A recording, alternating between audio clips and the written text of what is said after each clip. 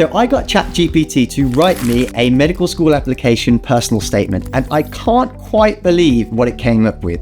Let me show you now as I go through it bit by bit.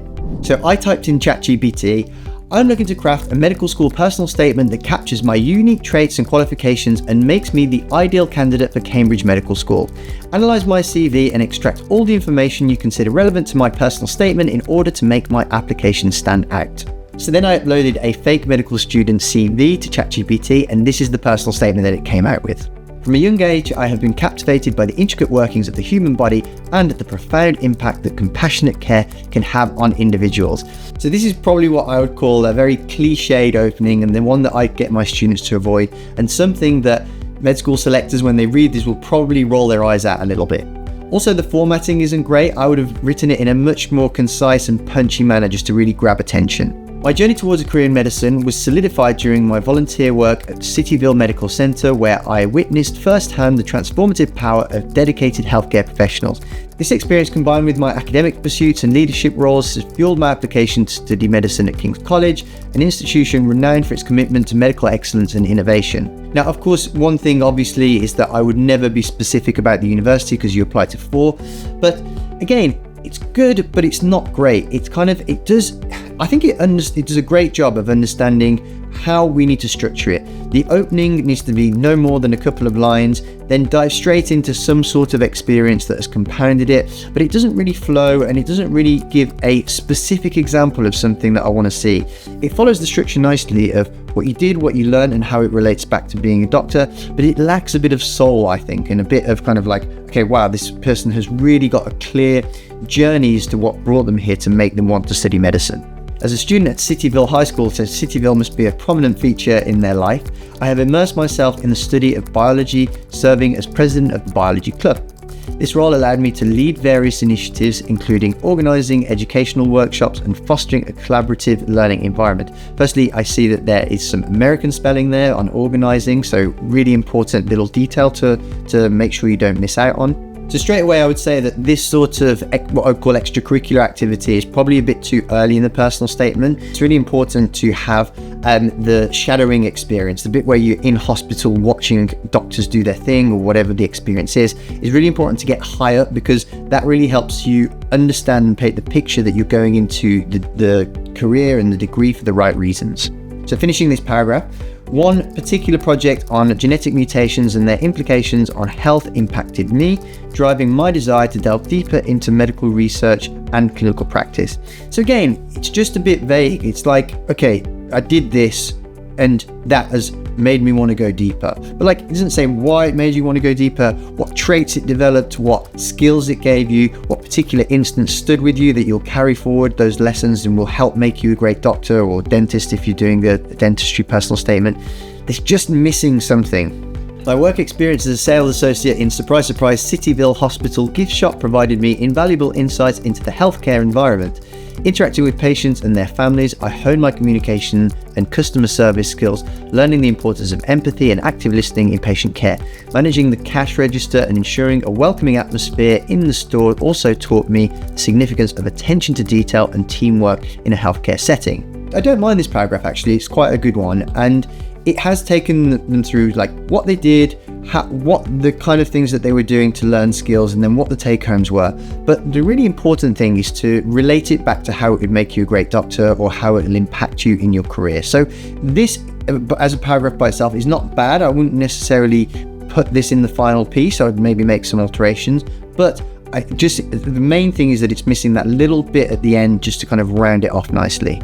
Volunteering at Cityville Medical Centre, God, we need a swear jar for every time Cityville is mentioned in this, has been the cornerstone of my preparation for a career in medicine. Assisting nursing staff with patient care, delivering items to patient rooms and offering support to families has given me a comprehensive view of the hospital environment.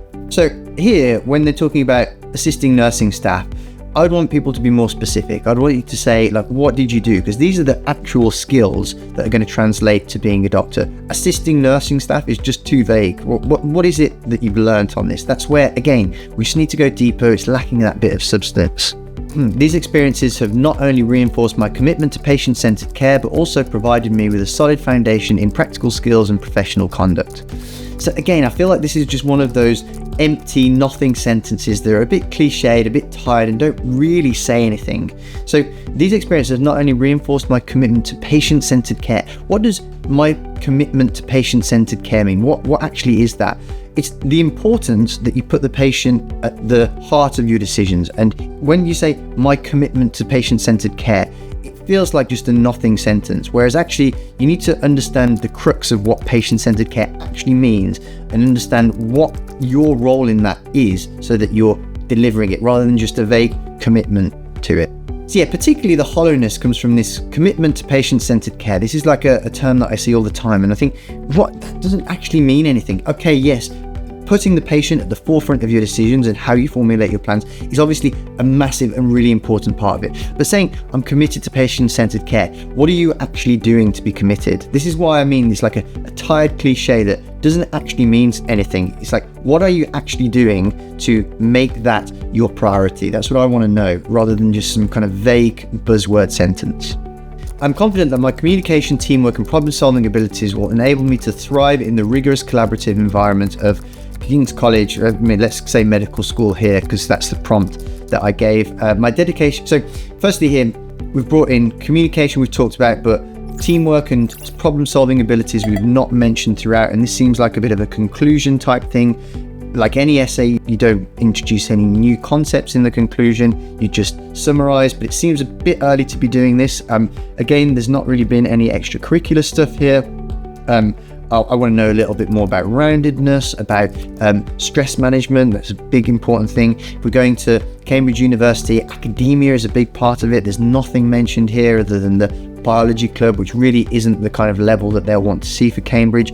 So really a little bit underwhelming.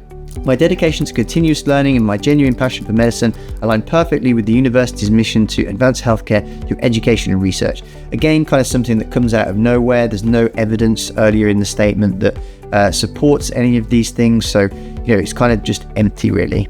In choosing King's College, again, let's say medicine here, I'm excited to join a community of like-minded individuals who are equally passionate about making a difference in the world. I am eager to contribute to the university's esteemed programs and initiatives and to grow both personally and professionally as I embark on this journey to become a compassionate and skilled physician. Okay, so it's not a bad closing paragraph. I think it ends nicely. It could be a little bit shorter. Again, it's just lacking a lot of substance. It's lacking a lot of the things that I want to see in a personal statement. Now, if you would like help with your medical school application and how to optimize it to get into the really competitive universities, I recommend you check out this video here, which will show you exactly how we can help you and all of the stages that you need to master to make sure that you submit your strongest application. But when it comes to personal statements, I would not recommend using ChatGPT.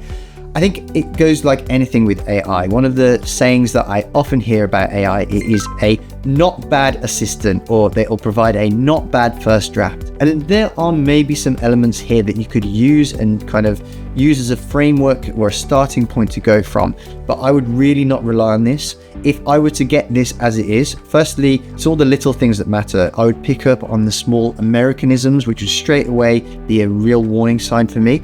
Not necessarily that it'd been generated by AI, but just that it would just make me think that this person isn't very detail orientated, and that would kind of already be some red flags warning there to me. But also, this is just one of those personal statements that would kind of annoy me, and it would get my back up. And after the first paragraph or two, I'd already be kind of in a bit of an angry mood reading it. And I know this with a lot of med school selectors, if they get a bit annoyed by the personal statement, it is not a good start, and it is often one that they will just throw straight in the bin, because it would, like I say, it's a bit tired and cliched and is lacking a bit of soul and a bit of personal touch and a lot of evidence as well.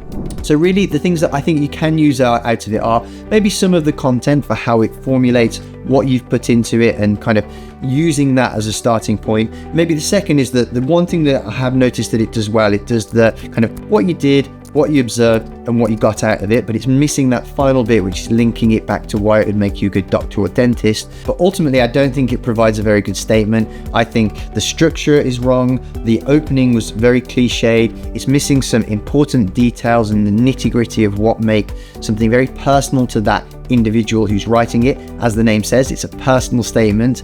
And yeah, just generally, I think it lacks that little bit of substance and soul that kind of creates that passion that you can see coming through the page when you're reading one of a really good candidate who really will make a great doctor and is in it for the right reasons. So if you would like help with your application, I recommend that you check out this video here. Otherwise, we have a playlist dedicated to personal statement stuff if you want to find out how to write a really strong personal statement. So thank you for watching, and I hope you enjoyed that, and we'll hopefully see you in the next video.